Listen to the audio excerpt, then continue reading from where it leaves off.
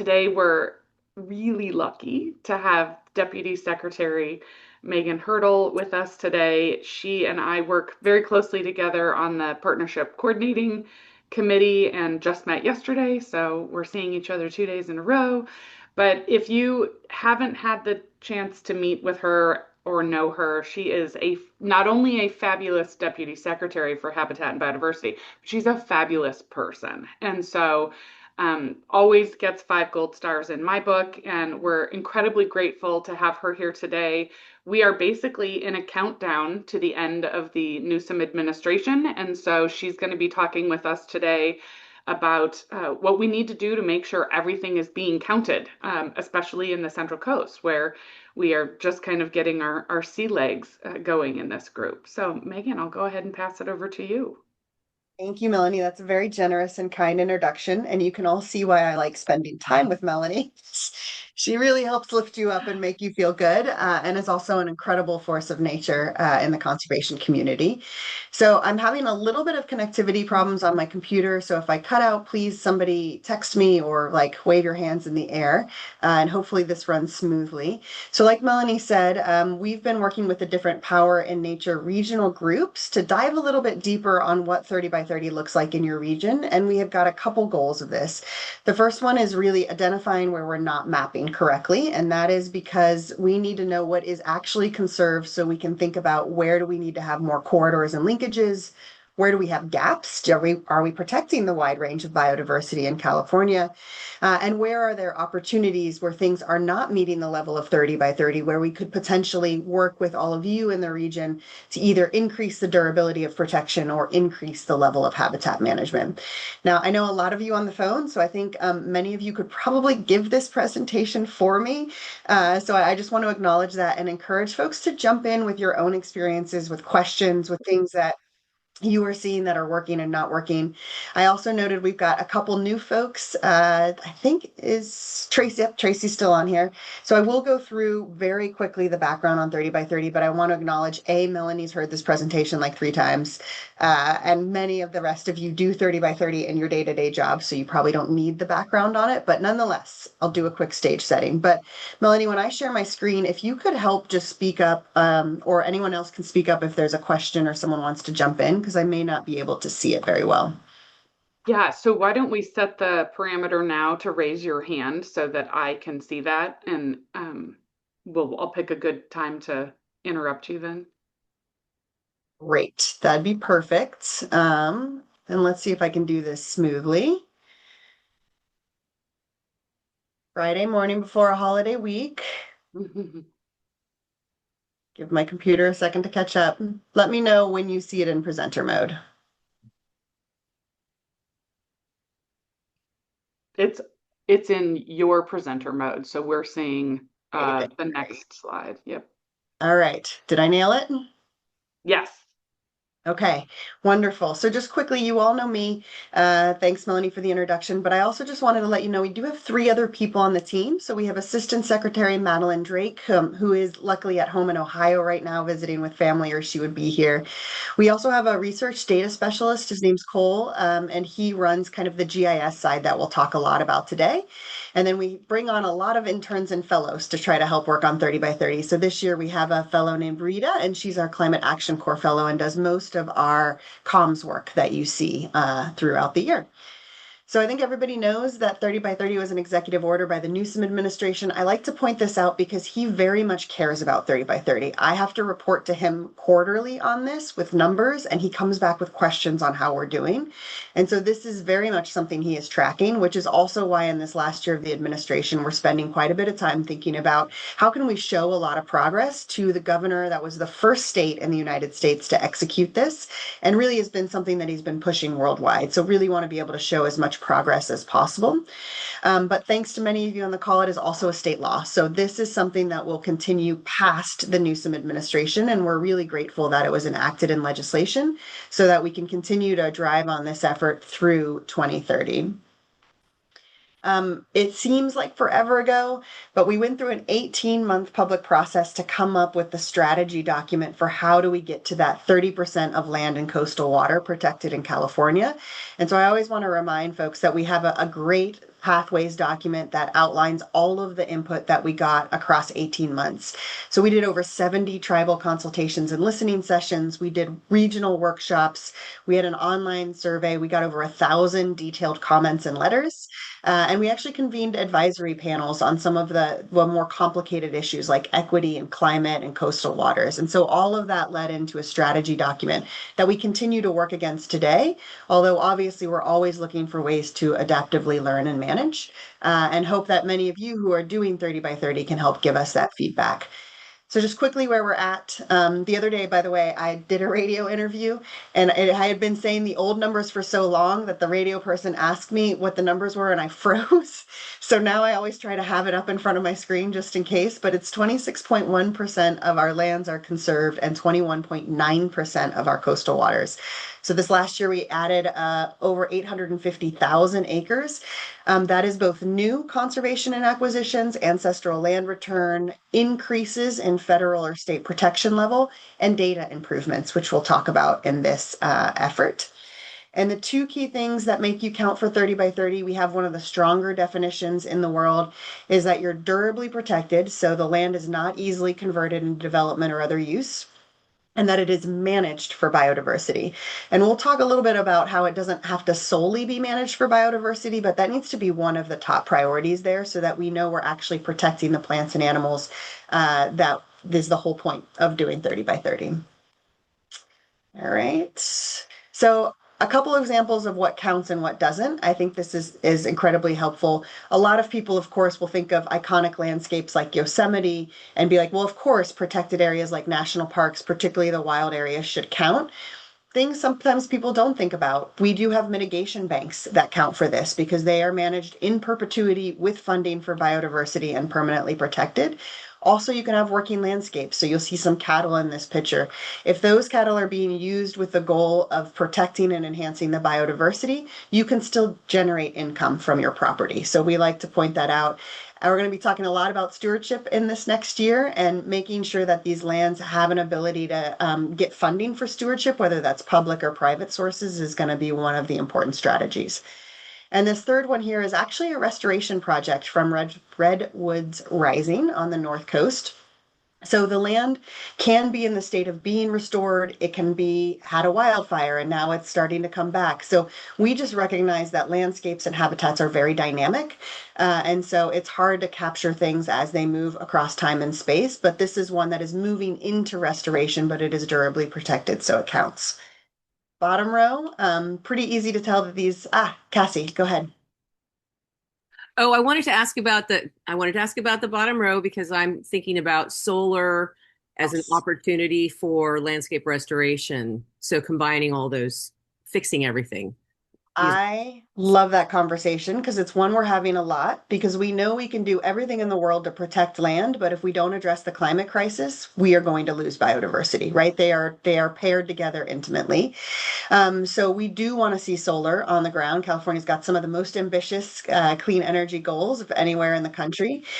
Something like this that is being managed solely for solar would not count for 30 by 30, but we do want for this to happen on the landscape. And we need to think about how biodiversity protection and renewable energy actually intersect and where we can have them working together on the landscape. There are things you can do on solar to improve biodiversity benefits, and we 1,000% encourage that. And we've got a strategy that really hits things that don't count for 30 by 30, but still are important for biodiversity. Similar to that, agriculture, we get a lot of questions on agriculture. There are types of agriculture that can count for 30 by 30 if it has an easement or durable protection, and if biodiversity is one of the top objectives.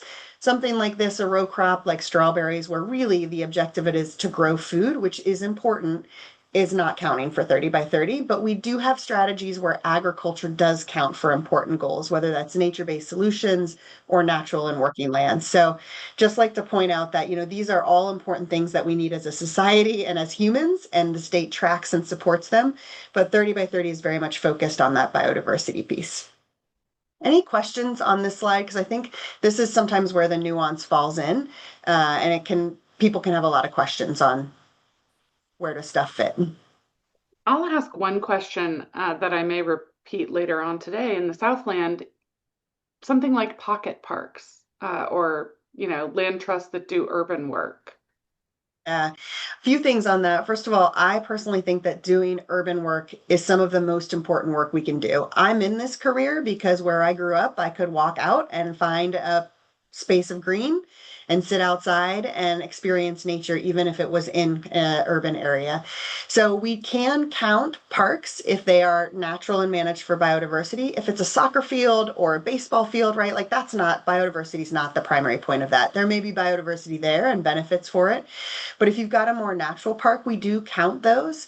We do run into some challenges with scale. We can map down to an acre or smaller, but we do have one GIS person and green info on staff. So sometimes we get a little bit limited when they're like long, skinny strips, but would still encourage us to try to report those because I think they're really important. And we are thinking a lot about how do we better talk about and promote the important biodiversity work in urban areas, even if it's not durably protected or when it's not a very large parcel. Great question. Okay, I'm going to keep rolling.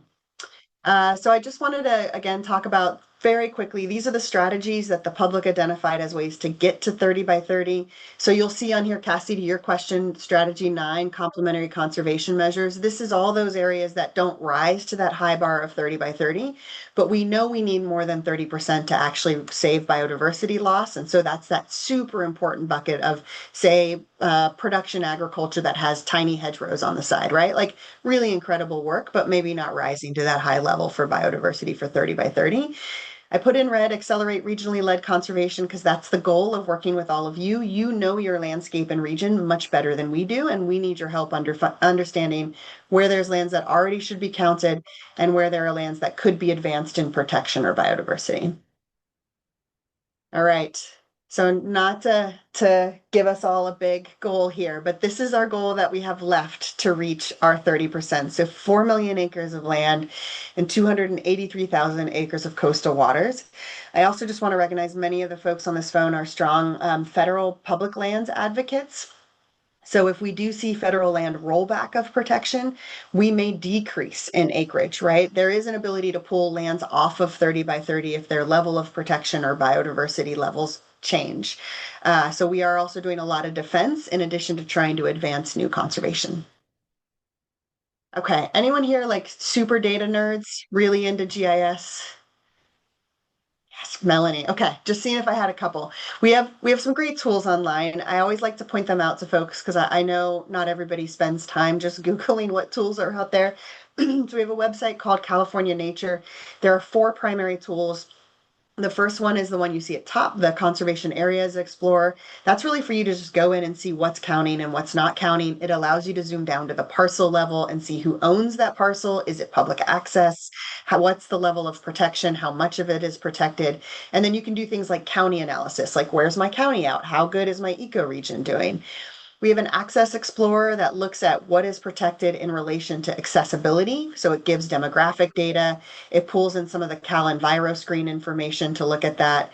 And then we've got the Biodiversity Explorer. And this was really meant to be a tool to help people plan where they could do new conservation. So that pulls in things like the CDFW ACE, the connectivity database, pulls in climate information, species information. So you can actually put the protected areas next to a lot of biodiversity information and play with the data. And then we've got a Climate Explorer that allows you to show the linkages between conserved areas and some of the climate benefits. So this is the Conserved Areas Explorer. You can look at it at a statewide, or you can very much zoom into this. And here we actually went into San Benito. So one of the things that I have found really helpful is if we just sit with folks and pull up their local county map, people will often be like, oh, that should be counting, or, oh, I wonder why this isn't counting. And that can either lead to adding more data for things that should count, or even better, starting a conversation with what we need to do to improve the protection or biodiversity management in those areas. So what you see here is gap 1 and 2 count for 30 by 30, and gap 3 and 4 do not count. Now gap codes I'll talk about in a minute, but you can see we've got about 5.5% of San Benito County is counting to 30 by 30, but there's a significant amount of land in gap 3. So one interesting conversation to have would be like, what would it take to move that to gap 2? All right, we'll keep going. And then I did just want to point out that we do also map by habitat type. We get this question a lot. How much of desert are you protecting? How much of blue oak woodland? So you can come in and go by county, ecoregion, or the whole state and take a look at how much of the habitat type is protected. Just one note of this is how much of existing habitat type is protected. I want to point that out just because right here it says we've protected 46.9% of our wetlands in California, but we all know we've lost 95% of our wetlands. So we have protected 46.9 of that remaining 5% of wetlands that are on the landscape. It's a little bit of a complicated statistics thing there. Okay, gap codes. So we use two primary data sources to do our mapping. We use CCED and CPAD, so the California Easement Database, California Protected Area Database. The data in this, while very good, and it's updated every year, is not perfect. But these are the two databases that have those gap codes that I talked about. And here is the definition of the gap code. So gap 1 means you are durably protected, managed for biodiversity, and disturbances, natural disturbances are allowed to proceed. And that is because we recognize that natural disturbances are actually an important part of ecosystem function. Climate change is throwing that out of whack a bit as we see more extreme weather, but that's gap 1. Gap 2 is they're managed for biodiversity, but some of the natural disturbances are suppressed. So think about fire suppression, flood suppression. You can mimic those with management using grazing to try to mimic some of the fire or other methods. And then gap 3 is areas that are protected from conversion, but they have significant extractive uses. So I like to put the word significant in there. So to give you a difference, you could have a forest where there is some commercial timber operation, but the goal of that timber operation has biodiversity as a leading objective, versus a timber operation that is clear cutting, that the leading objective is just timber, right? So we know we need to do forest health projects because our forests right now are overstocked and they're at risk of fire and burning.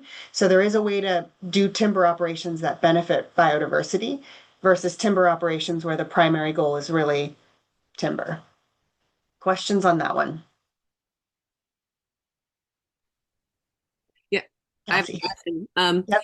So with regards to the forest health piece being with biodiversity being at the forefront of the objective, I have questions about the removal of this may be not in your purview, but removal of all the small trees and having them chipped or not chipped and just removed, as opposed to the opportunity for replenishing the soil with Yeah. those wood chips. So that's Yeah, something. Cassie, let's do that one offline because I think that's a really interesting and robust conversation and a real systems question to your area of expertise. And there's a lot of challenges in the forest system, but I would love to follow up. So maybe, Melanie, we can make sure Cassie and I connect after this one to have a deeper combo on it. Thank you for raising that one. And then the last one I want to point out here is gap 4. So this is areas where there's either no level of protection or often we just don't have the data. So if we don't have any data assigned to it, often it will be put in a gap 4. So just because it's a gap 4 doesn't mean that it shouldn't be a gap 1 or 2. It may mean that we just don't actually have the data for it.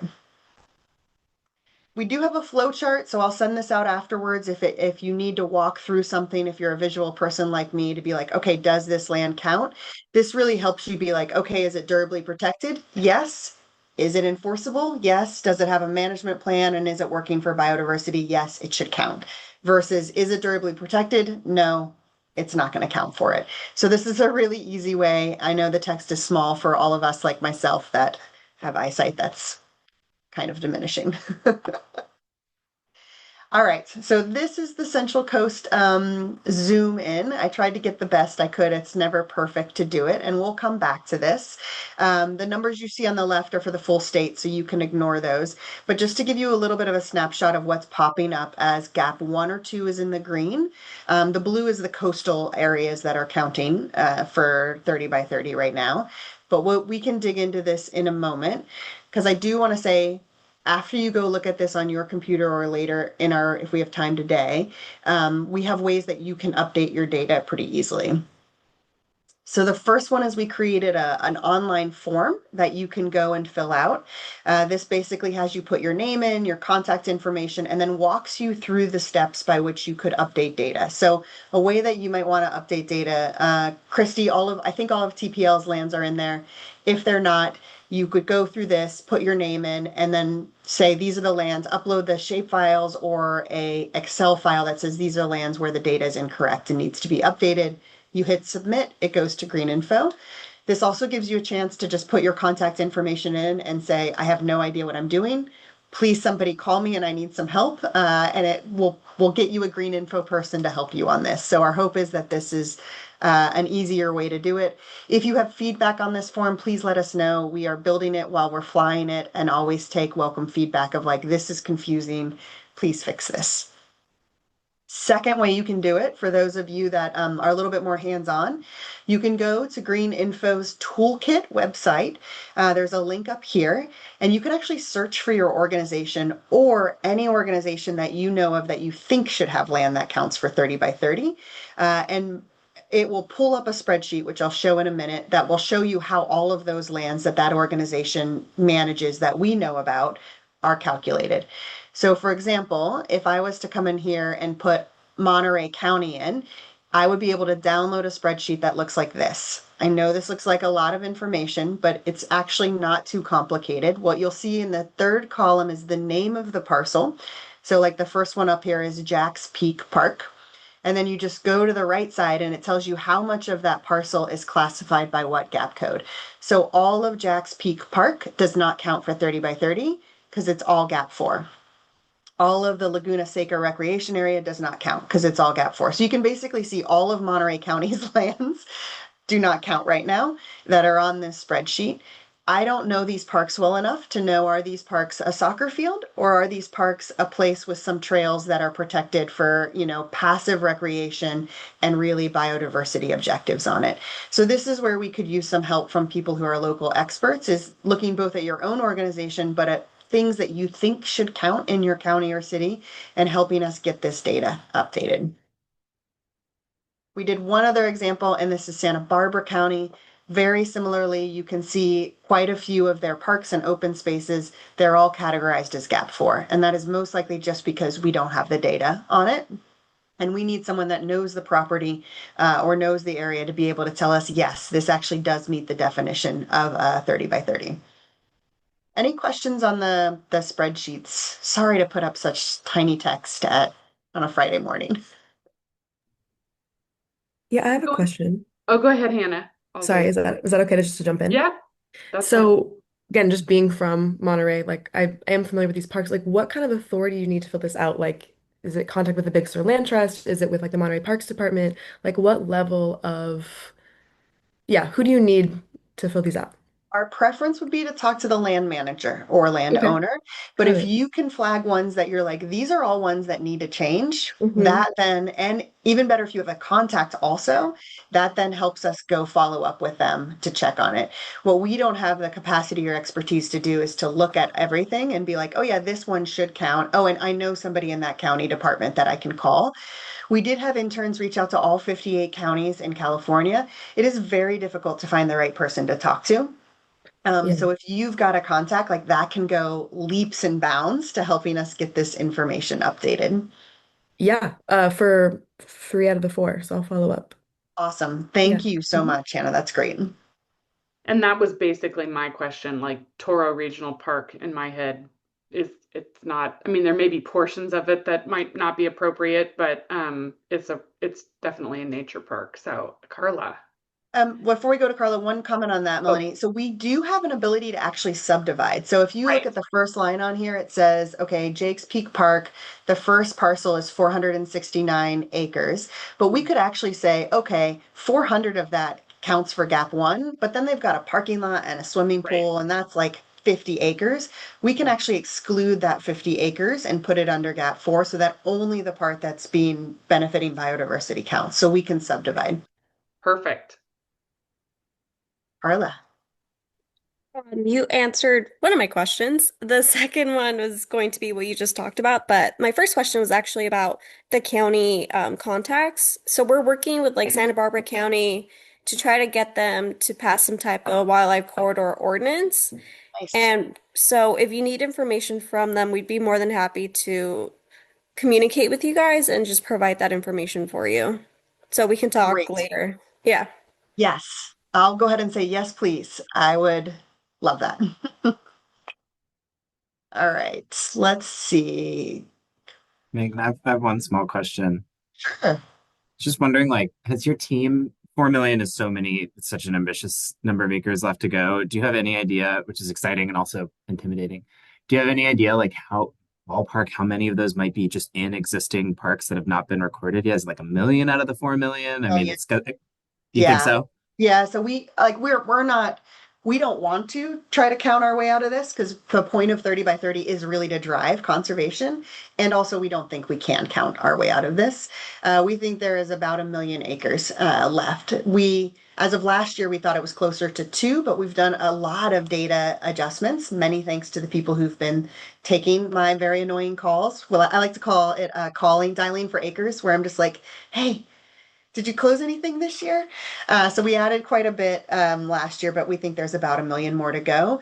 The other areas that we are looking for significant gains is additional acquisitions and easements going forward, increases in federal land protection, which will obviously have to wait until the new administration, and that's because about 50% of California's land is owned and operated by the federal government. Making sure we advance HCPs and NCCPs and mitigation banks to the extent possible, and really leaning into advanced mitigation to drive money to conservation easements and acquisitions. So those are the buckets that we're really thinking about getting to that 4 million acres. But also very happy and interested to hear other strategies or places you think we should look. Super interesting. Thank you. Yeah, you got it. Carla, another question hands down. Okay. Oh, it was another question. Sorry. This is great. I'd much Yesterday, rather answer questions, honestly. yeah, my brain's just kind of going because we're talking about it. Yesterday, I think it was actually 2 days ago, Senator Padilla reintroduced the Public Lands Act, and that would be like 1.7 million acres. Is that something that also has been like thought about and counted Yeah, so that as falls under potential? that federal land protection increases. So that, if I haven't looked at the number since last legislation, but my understanding is that would take a fair number of roadless rural areas and move them into wilderness areas, and some other advancement in public land protection. So that would add, I don't know if it would add the full 1.7, but certainly everything that's under roadless now that goes into wilderness, would be added in new levels of protection. And that's because roadless rural areas can be overturned just by an administrative action.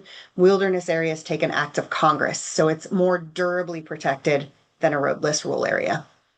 I really went deep on federal designations there. Sorry. That's Super my bread helpful. and butter, so you're good.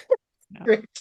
Carla, there is one thing we're starting to realize is that there are some areas of federal land protection that we have missed and not fully categorized correctly. And so if you are an expert on federal land protections, would love to have an offline conversation with you. For example, in the Tahoe area, there's these lands called Santini Burton lands that are permanently and durably protected because they were purchased under this act.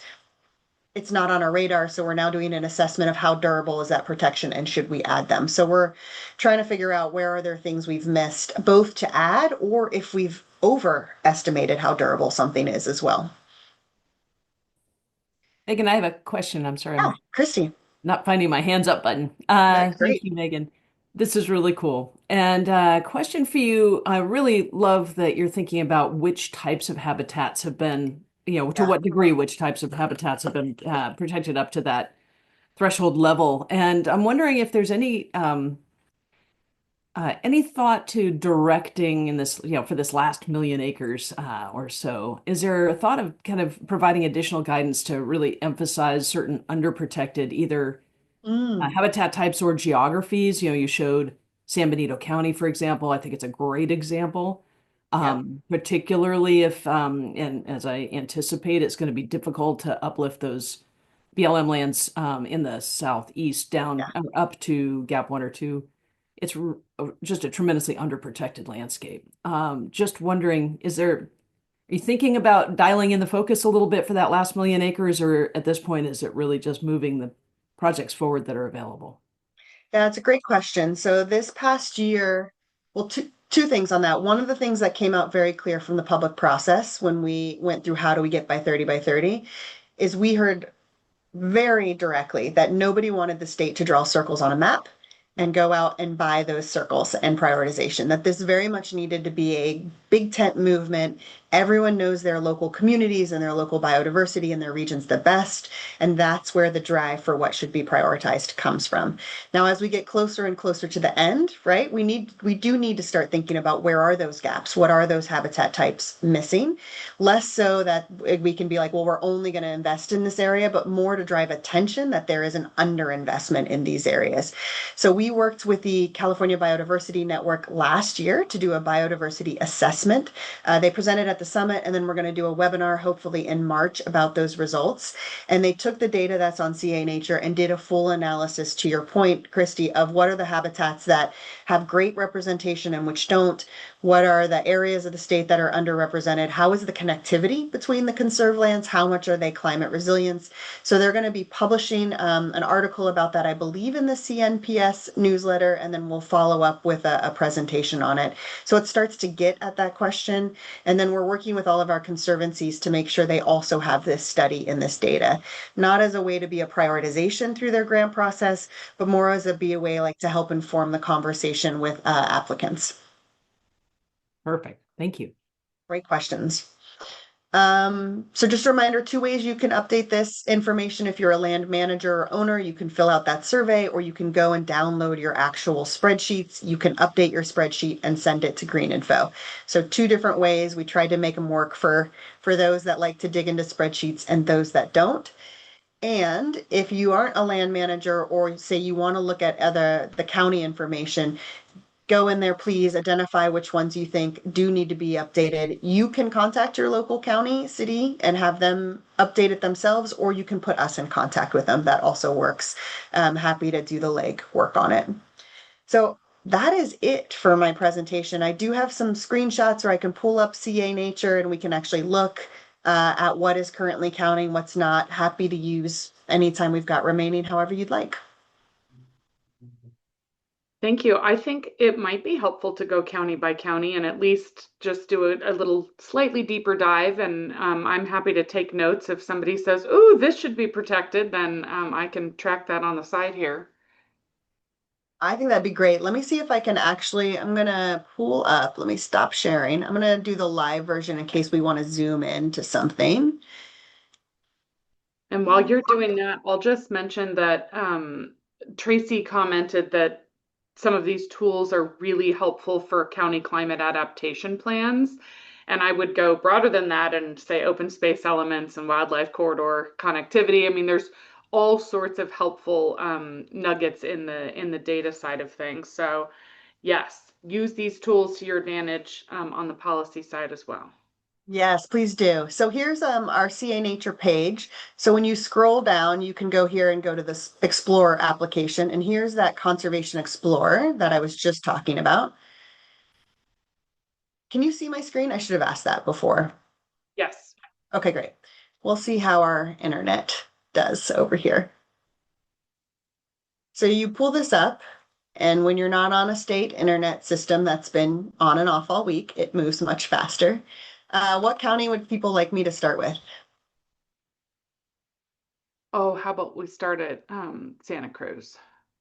All right, so you go into the terrestrial detail, you can select county.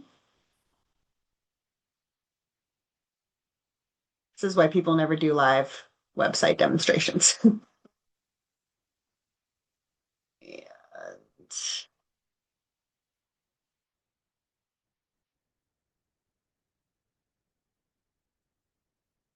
And okay, Santa Cruz, and I'm gonna try to move you to my bigger screen. Let's see if this works.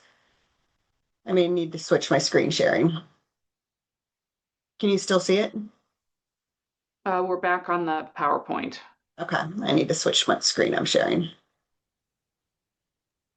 It's still really helpful, even if it's slow, just to actually see you go through. Thank you. Yeah, of course. It's kind of like when you try to type in front of someone and all of a sudden your typing becomes horrible and you can't actually spell. All right. So here is Santa Cruz. I think I can make this smaller. Nope. Sorry, I always do this on my laptop. Okay, so here's Santa Cruz. I'm sorry, that's kind of a little bit of a smaller screen. Oh, here we go. There we go. All right, is there anywhere where folks would like me to zoom into? I'll also give you a minute to just look at it. So as a reminder, the two greens are gap 1 and gap 2, the yellow is gap 3, and the gray is gap 4. And just to demonstrate, like you can click on this and it'll say this is San Vicente Redwoods. It shows you that it's 100% gap 2, it's saved the Redwoods, and it's open access. So it really can dig into the details for you on anything. Megan, I'm really glad to say that our county staff have been super on top of it and our state partners too in this county. I guess the one thing that I'm wondering is sometimes I notice a discrepancy between the CCED and CPAD links on the Green Info versus CNRA. And I'm trying to figure out like why that happens. Like there's a new easement, which is, I don't know exactly how to describe it. It's in the east side of the county, north of Watsonville. It's kind of a long rectangle. Yes. I don't know. It's like Do you east have of an Nicene address? Marks. Yeah, it would be Hazeldale Road. I actually don't know the exact situs. Um, do you see where that like yellow parcel is between Forest and Nicene Marks and the county border on the east side? Yeah, Huh? just to the east of that. That This one. this one here? Just to the east of that yellow. Yeah. Where there's kind of that in holding just This east of guy? the yellow one. No, Oh, sorry. here. Yes, that big piece. Got it. Um, And so it's just yeah, there's discrepancies in how that's reported in CCED on Green Info versus CNRA. And like, what should I do when I run into that specific problem? Yeah, so we update, that was a, thank you, Eric. This is something I should have said. So we update this CA Nature website one time a year. CPAD and CCED are updated 2 times a year because those are public databases that exist for a lot of reasons other than 30 by 30. That was important for us to not have like our own separate 30 by 30 spreadsheet that everyone had to report into separately. We wanted to drive people to report to a public database that's used for lots of research so that it was benefiting many different groups, not just CNRA. But so Green Info updates CPAD and CCED, they release in December. So they'll be releasing an update to that hopefully next week, and they release again in March. We take both of those releases and we update CA Nature one time a year for our report, which happens in August or September-ish time. So a couple things, Eric. It could just be that you're updated in the spreadsheets, but you haven't been updated on CA Nature yet because of the timing purposes. The way to check that would be to go to that spreadsheet process that I showed, because that does is supposed to pull up pretty current information. Or we can always just ask Green Info to make sure that your data is correct. I do feel a little bit bad because some of the counties over the last year have been giving me updates and now I'm double checking them all and I'm calling them back and being like, you told me you did it. And they're like, we did. So we should have all new spreadsheets in the Green Info website by January with that December release, but CA Nature won't be updated in the meantime. That is super helpful. Thank you, Megan. And if you click that, what happens if you actually click it? Nothing, because it's not showing up in our database. So Sorry, that's not the the in holding itself, the oh, bright green around it. Yeah, okay. Yep. So Post sold the property subject to an easement that we hold. So that's the part that still needs to get updated, but we're getting there. And yeah. maybe And it'll then be this one I updated think soon. is under you already, right? Yes, Yeah. that's an existing easement. Great. Great question. Thanks, Eric. Thanks so much. Yeah, and I want to leave time for other counties. So You folks want me to move to another county? I say yes, let's do it. Okay. Interestingly, when we did this on the North Coast, a couple folks found that we hadn't accurately mapped the monument boundaries and had missed a couple areas of the monument boundaries. And they found that the Santa Cruz National Recreation Area was not represented in there. What county should Christy, I what do do you think? next? How does Chitoni look, Christy? Does it look right? Looks right to me. Yeah, it Good. looks good. How about San Benito?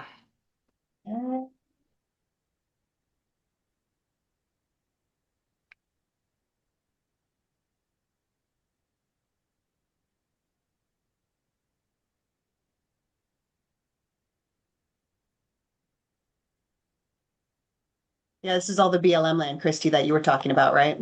That's exactly right. Yeah.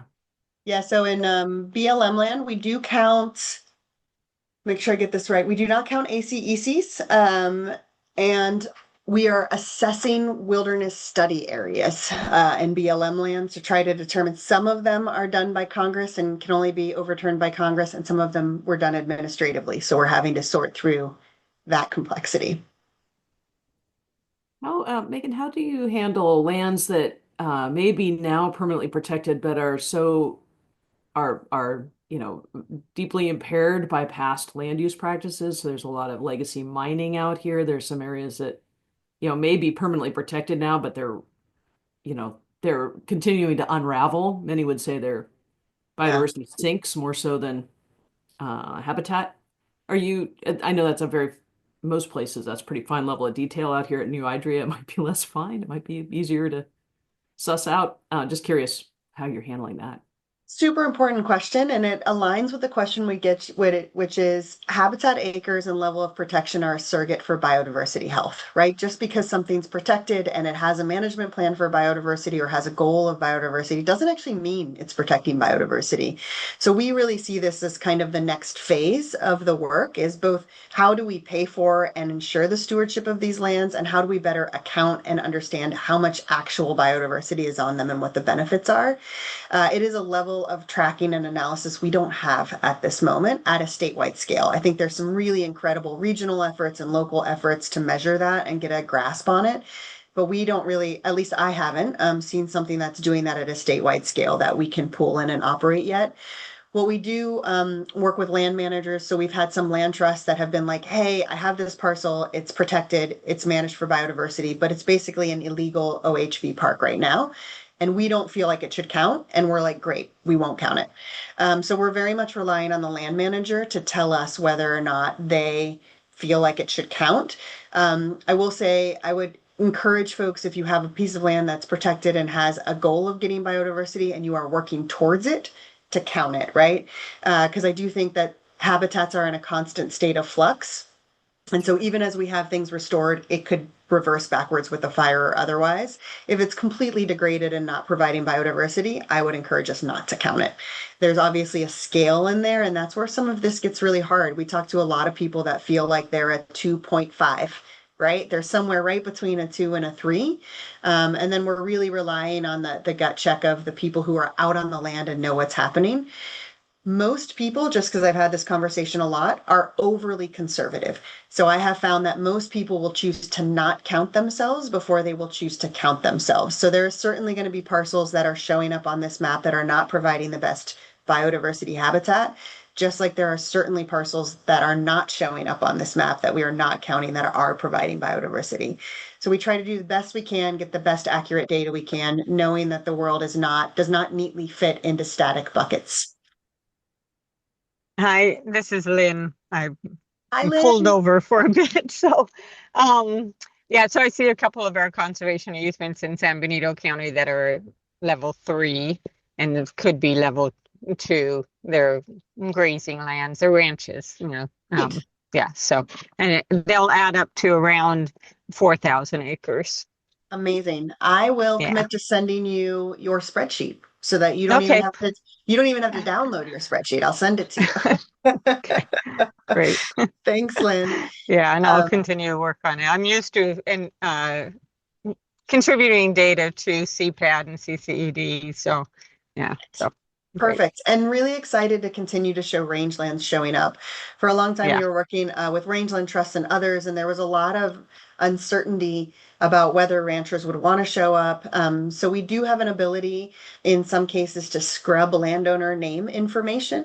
So if it's a private property and the landowner does not want their name on it, we can scrub their name information and Okay. put private on it. It does require a little bit Yeah. extra work, but I know for some of these private ranchers, that's really important. Similarly, for tribes, we are working very hard to respect tribal data sovereignty. So for all the ancestral land that the state has funded, we've contacted each of those tribes and asked if they would like to be represented on this map. And we're giving them the option of represented on the map with all the data, represented on the map with their information scrubbed, so it just says private property, And now we're trying to think about, is there a way where we can still show the acreage that's been conserved, but not actually put it on a map to respect tribal data sovereignty? We really only want to extend that to tribes because that's another government entity. It'd be much harder for us to do that for every private parcel, but at least for private ones, if we need to, we can take the landowner's name off it. Shall we move down to Monterey County? Okay. By the way, Lynn, you pulled over at the perfect time to be able to look at your county. Okay, Monterey.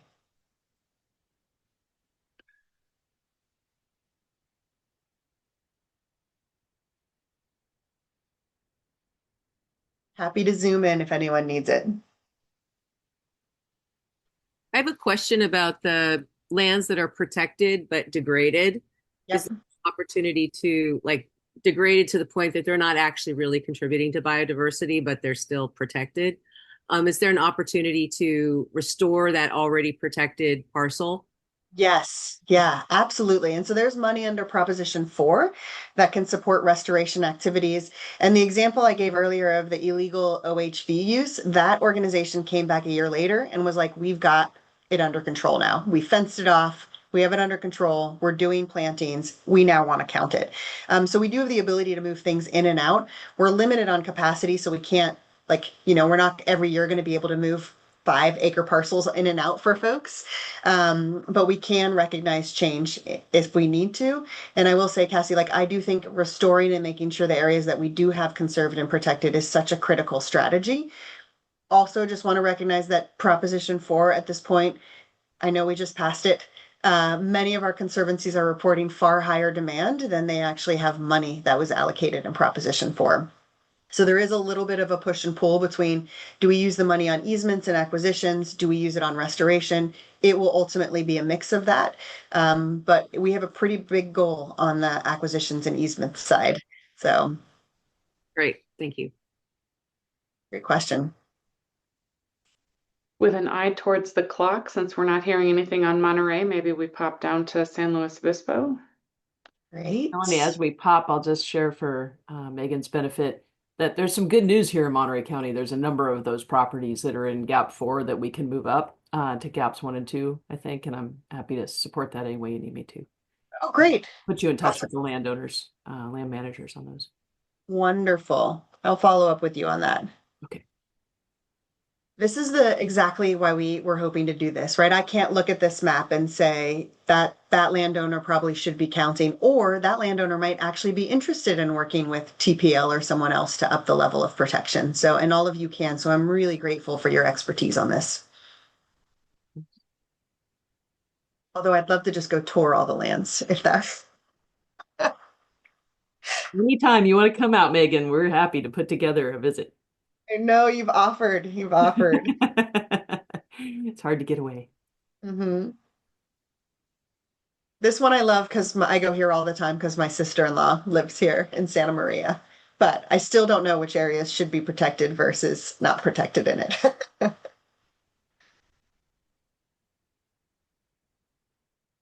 All right, hearing none. Melanie, what do you think?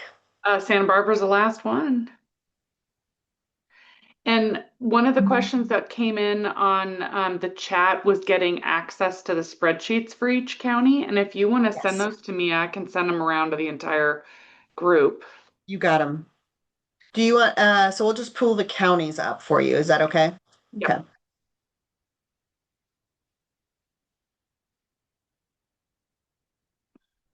Oops, sorry.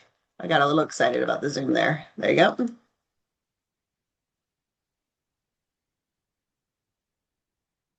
Where are our Santa Barbara County experts? So this is another interesting federal one. I know we have a federal public lands, so not all national forests count. So here you see Los Padres being a Gap 3. And this part being Gap 1 because it's a wilderness area. So wilderness areas and national forests do count. Regular national forest generally do not count because there's no restrictions on mining or type of forestry. Carla, feel free to jump in. Yeah, just had a general question. The gray area near the city, I'm assuming that's county? Or what is that? Can you zoom in? Yeah. This Oh, it's a one? park. Yes. Gould Park, City of Santa Barbara. Okay. Yeah, I think I just need to dive a little deeper and just start Yep. making a list to send over. Yep. And I really do the one of the things I found the easiest is to go to those spreadsheets and you can just search City of Santa Barbara and it pulls up the spreadsheet with all the property names on it. And then you can just be like, oh yeah, I know those 5 parks. Those parks should definitely count. So that's if you just search Green Info Network toolkit, and it's also there's a QR code in my presentation that'll take you to just where you can search for those spreadsheets. It's one of the easiest ways I've found versus doing the map where you've got to zoom in and out. Perfect. Thank you. Got it. Okay. I think we hit them all. We did. We did. Megan, I have one more quick question as it relates to the habitat types. I love these tools, by the way, and this is a great presentation. Really helps us remember that it's right there at our fingertips. One of the things that we're finding as we dial in on the, sometimes very large but specific properties, is that the state level vegetation data, the classifications are, some areas better than others, right? And it's depending on best available information. I totally get that. But when sometimes we find, really dramatic misidentifications of habitat types, for example, blue oak Yeah. woodland showing up as chamois chaparral or something. Wow. Really pretty significant differences that can perhaps at scale really affect your numbers in terms of figuring out what types of habitat have been protected. I don't know if I'm guessing that this system will allow us to address those issues when we detect them, but just putting it on your radar that someday as a wish list, Yeah. we could update habitat types. Particularly wetlands are often missed in the state data, the FRAP data.